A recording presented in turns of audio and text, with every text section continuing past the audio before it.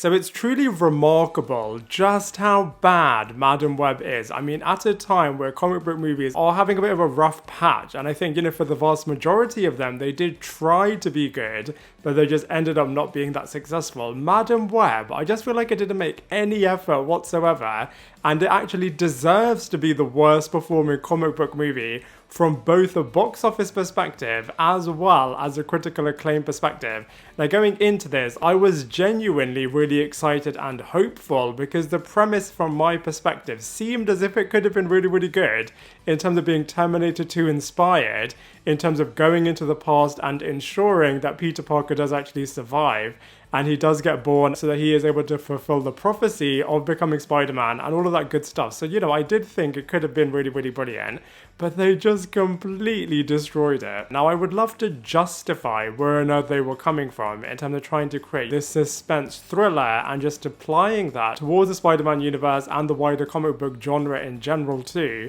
But I just feel like, you know, like I said, they just completely destroyed it. Now, I don't know what they were thinking in terms of bringing back the writers of Morbius, as well as the writers who also penned Gods of Egypt, which I think does win the award for, you know, being so bad that it's actually good, which is obviously very similar to Batman and Robin, Catwoman, and of course Mortal Kombat Annihilation. But I just feel like this one just is not going to become a cult classic like those other ones, because for the vast majority of this film, it's just so empty, so lackluster, and just so not exciting in any way, shape, or form. Because the end product was just so mindless, empty, random, and inconsequential, and I just feel like this movie really does represent why the Sony universe building off all of these random characters just is not working. I mean, on paper, they could have done it, especially after the first Venom was so successful, in terms of taking the supporting characters within the Spider-Man universe and just building and fleshing them out a little bit more. And I don't know why or how on earth they've just done it in such an awful way, which is firstly not tied to the source material, doesn't have the audience in mind, isn't entertaining, is trying to tell a brand new storyline in a way that just does not work, and is ultimately just not really that fun. So I just think it's really clear that Sony now just need to revert the rights of Spider-Man back to Marvel and just allow them to continue this legacy. So it's going to be interesting to see how Kraven the Hunter and Venom 3 turn out, as I feel like they could be the final nails in the coffin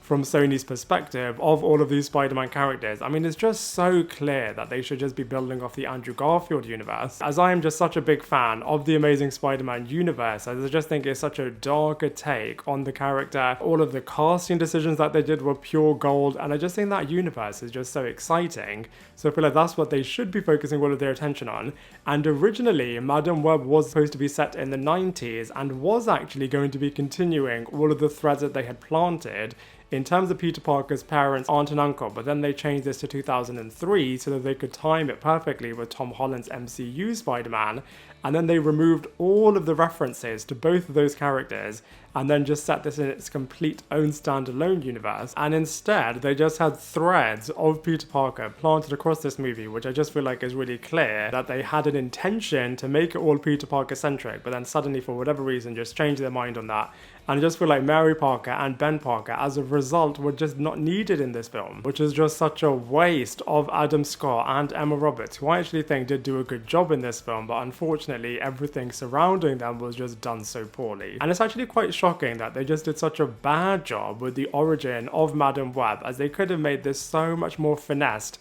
and just had good writing and just make it a little bit more akin to what comic book movie fans would love to see. Because in theory, they had a blank canvas, so they could have just made this movie epic beyond belief, but instead they just made it so weird, which, like I said, I was actually genuinely quite excited to come into watching this movie, as I thought the potential of it in terms of Sony's version of Doctor Strange could have been really good. And all of the scenes in Peru were just an absolute joke, both in terms of the past and the present, and I just feel like they could have made it so much more majestic and so much more akin to The Mummy, which just did such a good job when it was setting up its past and then this coming into the present day aspects of their storyline. So, you know, they could have done such a good job with this film, but it's just so shocking that they absolutely destroyed it, especially when they had such good actors associated with the project. I mean, Dakota Johnson did as good of a job as she could have done with the script that she was given, as she was an endearing lead character, and I think she was funny both intentionally and unintentionally, and I feel like she did bring the edgy aspects of this character to life in a really good way, which you have seen, for example, in the 90s animated Spider-Man series. It's just such a shame that the dialogue that she was given was just so embarrassing and so cringeworthy. But like I said, there were some humorous moments in there, for example when she is trying to do some web crawling and just falls down. And the character just does such awful things, for example being accused of kidnapping, stealing an ambulance vehicle, which I'm sure has led to more deaths than she is actually preventing, and just causing so much damage and chaos and carnage within this New York City environment. So I just feel like, you know, this character was just doing all these crazy things and there just weren't any consequences taking place. So for example, she could have been chased by the police, as well as having this fake Spider-Man chasing her as well. So I feel like all of those aspects, like I said, they had the potential to make this movie so good, especially when the budget was between $80 to $100 million.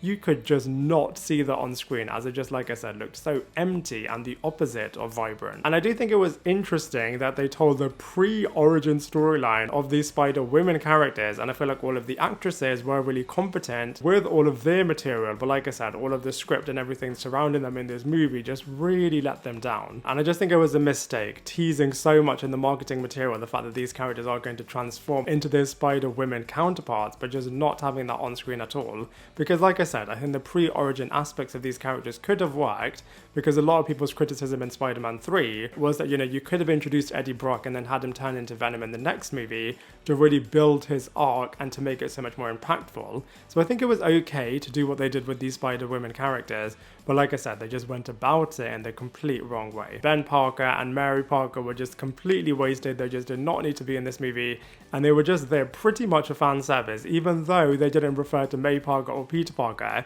So maybe they weirdly didn't have the rights to refer to them, which I just think is so bizarre. So, you know, the visual effects were just really, really bad in this movie. It was just really difficult to watch, for example, in all of those clairvoyant sequences. And in the end battle, when Cassandra Webb is able to use her projection powers in a really cool way, those sequences were decent, but I just feel like on the whole, the visual effects and the use of sound was just really, really annoying and very difficult to watch. The action sequences were decent, but I just feel like they could have just done so much more, especially with this fake Spider-Man. And as well, all of the majestic Spider-Man in the Peru world, that was just so random and so odd that a lot of people actually in my cinema were just laughing at all of those sequences because it was just so odd. So it's overall just such a shame and so such a waste, as like I said, they had decent characters, decent actresses and a decent premise, but they just completely destroyed it. And it's just really interesting, as originally Madam Web was supposed to start off a brand new franchise and was at least going to get 3 movies, and then maybe all of the Spider-Women characters were then going to branch off and have all of their particular storylines as well. So it's just such a shame that they're just completely destroying the Spider-Verse, whereas actually it could just be absolutely iconic.